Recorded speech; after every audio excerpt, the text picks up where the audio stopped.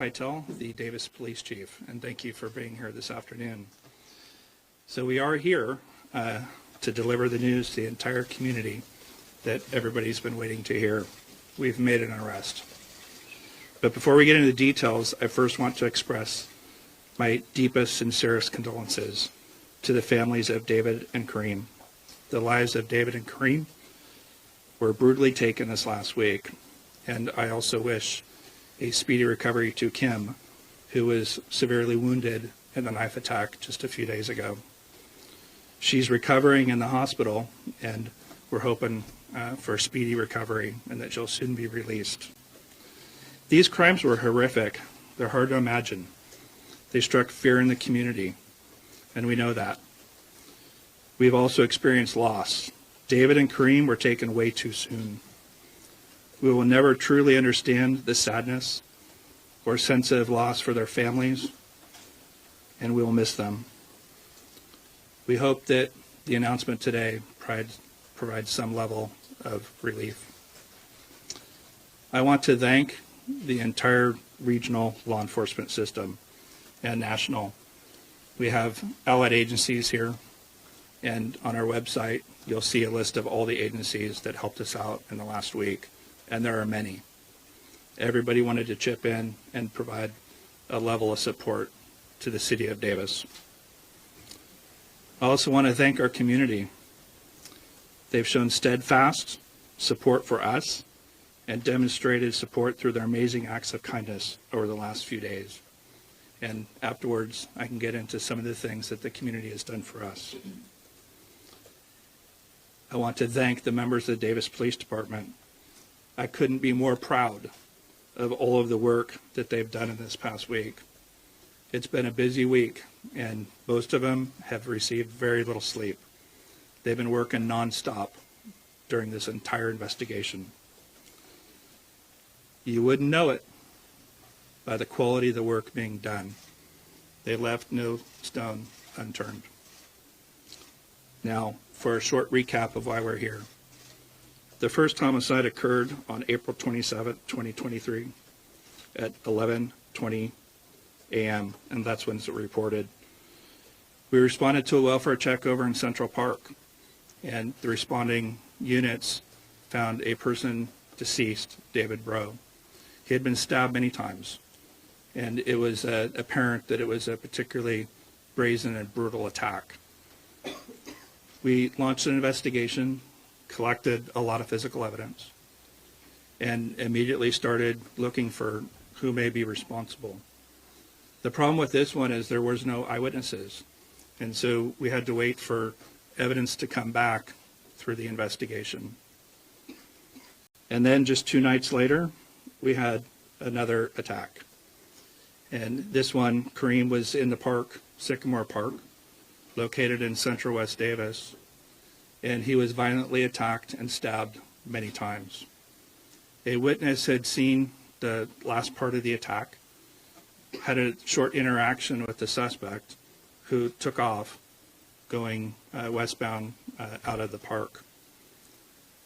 We immediately started a search, but we weren't able to locate the suspect that night. 2 nights later, we had another attack. Kimberly was in a tent located at 2nd and L Street, and she had just gone to bed. She was alone, and we had a person slash the side of the tent, reach in and stab her several times. She called 911 and said that she'd been stabbed.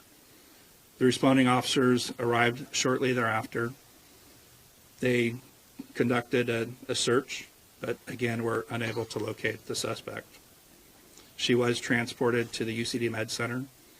She underwent surgery for the stab wounds, and she is recovering, which is good news.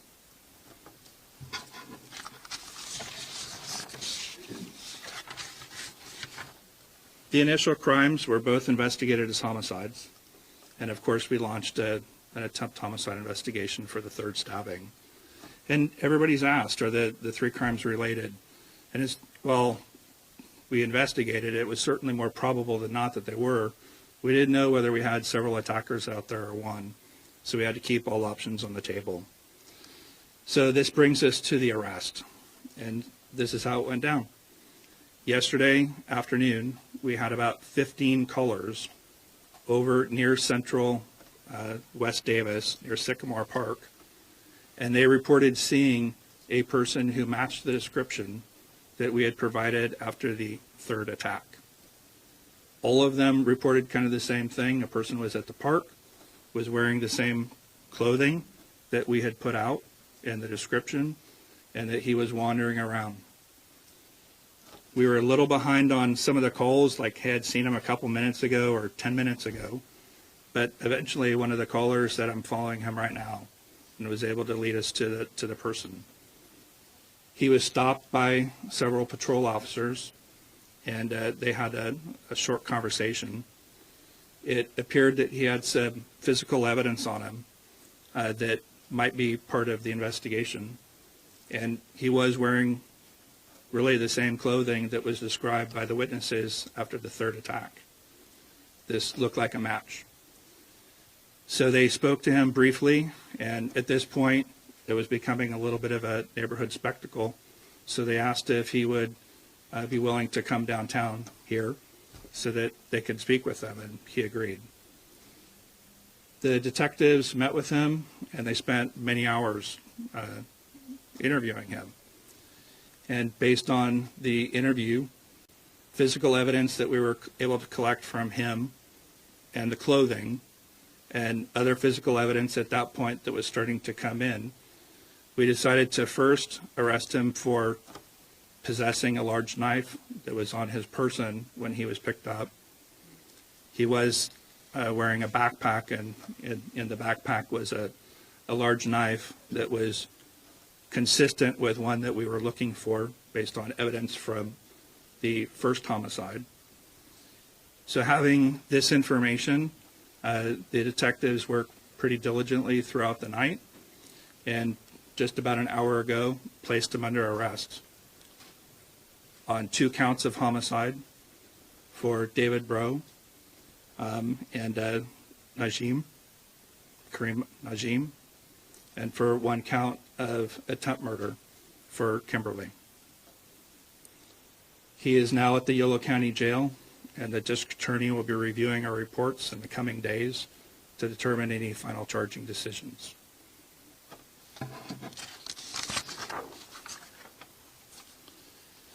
I can't thank the city of Davis and our community for their support. It's pretty remarkable. 15 people took a description that we had put out, and actually all of you in the media had helped us put out, and they saw a person who matched the description, and they called. And that led directly to the arrest in this case. This was a partnership between all the law enforcement professionals, some that you see up here, and our community members who stepped up. That's pretty remarkable and pretty amazing. These horrific crimes have resulted in immeasurable loss to the victims' families and friends and to our community. But as we move forward together, it also demonstrates Davis has compassion, a deep sense of community when faced with tragedy. We are a resilient community. Having been here my entire life, I can tell you we've been through tragedies before, and we'll get through this one. I have no doubt that normal life will resume today. There's still much work to be done, and we'll get it done. We're committed to a successful prosecution now. And now, Mayor Arnold is going to speak, and after he speaks, I'll come back up and answer any questions.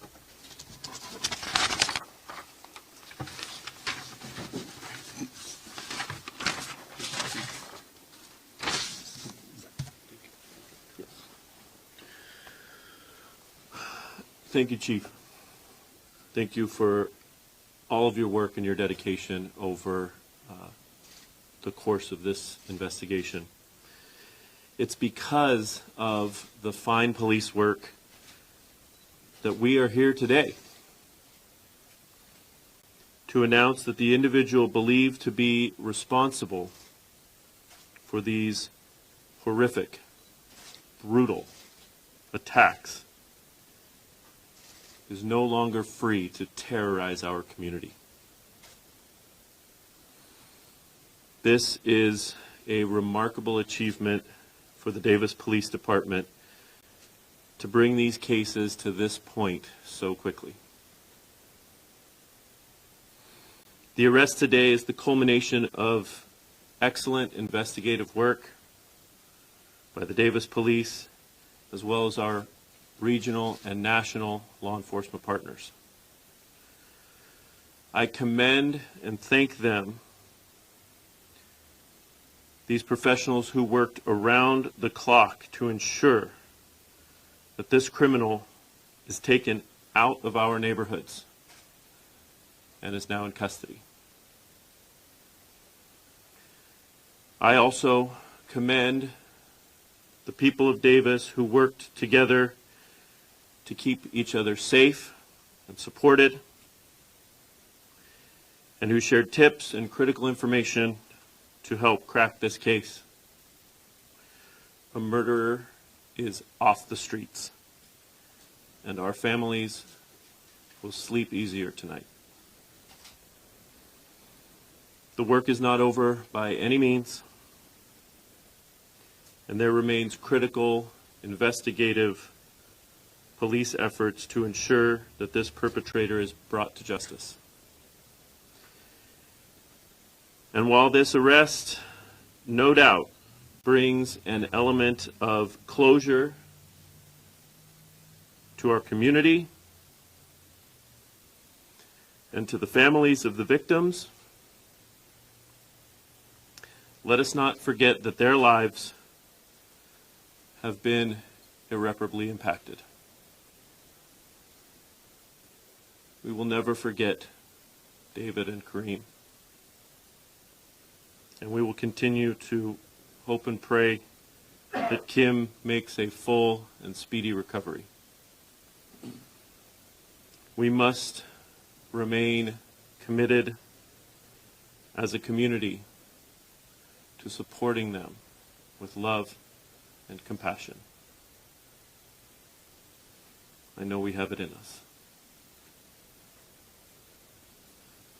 Now the work begins in earnest to heal as a community, to take back our shared spaces, and to move forward as one. Thank you.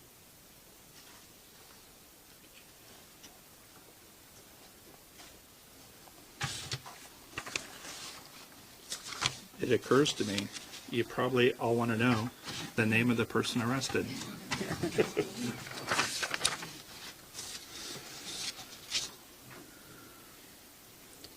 That would be 21-year-old Carlos Dominguez of Davis.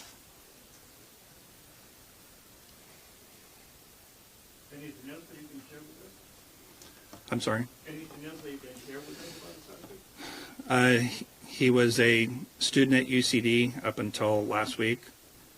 He's been here for a couple of years, and we're still gathering other background information on him at this point. Hold on. Any idea of a motive? That's still under investigation. We can't release that information. That'll have to come out in court later. Can you spell that last name? Yes, I can. Dominguez. Is he homeless? Hold on. Go ahead. Can you confirm whether or not the activity on Hawthorne and 8th is related? Yes, we're currently serving a search warrant at his residence on Hawthorne and Davis. That search is underway, and we're gathering evidence at this point. Was there any evidence that when he was detained yesterday, he was out looking to kill? We don't have any evidence of that. What I can say is that he was in the park where the second homicide occurred. He had a backpack on. He was wearing the same clothing from the third attack, and he had a large knife in his possession. And can you clarify if these three stabbings are connected? At this point, we believe that all three are connected, and we have evidence and information that they are, and that we have one person responsible. And was he compliant? Hold on one sec. One at a time, please. Was he compliant during the whole process, or did he slip by, or? He was compliant during the entire process. Can you Do you describe? have an indication that he was looking to be found? I mean, he was exactly the way he was described, wearing the things you would expect him to be wearing, in the location you would expect him to be in daylight as opposed to crimes that occurred at night. Did he want you to find him? It does not appear so, but as you described, the behavior was quite unusual in a circumstance like this. He was aware that he was being looked for. And one more, you said up until last week, was he expelled from the school? Did he leave the school? Why was he expelled up until last week? So we're still investigating that, but at some point the campus will provide more information. Can you describe the knife, the large knife? Was this a hunting knife? Was this a kitchen knife? And does he have a criminal record? This would be described more as a hunting style knife, and I don't yet know whether he has a criminal record. Did he know the victims? And was this random? Were they random? We have no information that he knew any of the victims, although that is still under investigation. We still have a lot of evidence to go through from the three victims and information from him. So we haven't even looked at that yet. Does he live with anybody in that house? Who else lives there? He does have some roommates that live there. What DNA evidence has come back, if any, and can you talk about how that might have played a role in identifying him? We collected a lot of biological and physical evidence from the three scenes. We're still waiting for, we've received returns on some of the evidence, and now we're going through the process of doing comparisons. So that is ongoing. Where is Carlos from before UCB? I've heard Oakland, but I have not confirmed that. Was he under the influence? I'm sorry. Was he under the influence of anything? It does not appear to be. And just to clarify, does he deny his involvement in any of the crimes? I can't discuss the contents of the interview. How did you link the three stabbings? Basically, through our investigative process, examination of physical evidence, and the information we knew about the three crimes. You said before that he understood that he was being looked for, is that correct? It appears he did.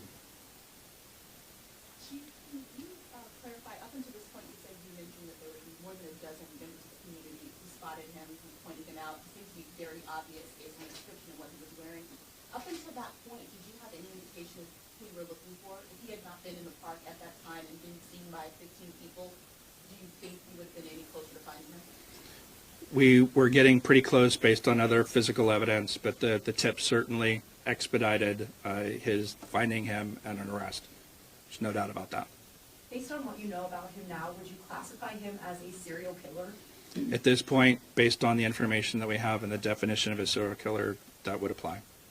Have you talked to any of his roommates? Have they described them in some sort? We have spoken to the roommates, and they have provided us information. Are they college students? I actually don't know for sure. We can probably get that information later. When will a mugshot be released? I don't believe that a mugshot will be released. Will there be a change in police presence following this event for the time being, or is it going to be an update? We still have, the stepped up patrols for right now, but that'll diminish. Just to clarify on the third stabbing, you said, I think, that he reached into the tent. Did he reach into the tent, or I think we also had heard that it happened through the tent? Can you clarify, please? Yeah, so the initial information that we had was that he had slashed the tent, reached in and stabbed, and then another person said that the stabbing was through the tent, but the victim who provided the original statement, that appears to be more accurate. Did he have any other weapons on him? No. Is there any concern of copycat attacks? Well, I certainly hope not. Yes. Were you able to confirm his ID with the victim in the hospital? We haven't done that yet. Yes. Was there any mental illness or any indications that the unstable? We're still evaluating that, but there's no obvious. So do you classify these as serial killings? I'm sorry. Do you classify these stabbings, the two that were fatal, as serial killings? Well, if you use the very strict definition, then yes. So what's going to happen now? You were saying that there's still going to be some patrolling tonight. When is that going to finish, and you learned from this experience that you will apply for next occasions? I know this is very rare in Davis, but, you know, it happens, so. Yeah, so, you know, our staffing levels in Davis, you know, they get us through most of the time. It really takes an event like this to have a serious shortage where you're calling in such significant resources. So for the most part, we're able to manage our staffing levels and provide, you know, regular patrols. So for the people out and about in the community, the people who cut back their business hours, the people who've changed their life even temporarily, are they free to go about business as usual now? Yes, I believe that we have the right person in custody, and I think that Davis can resume life as normal now.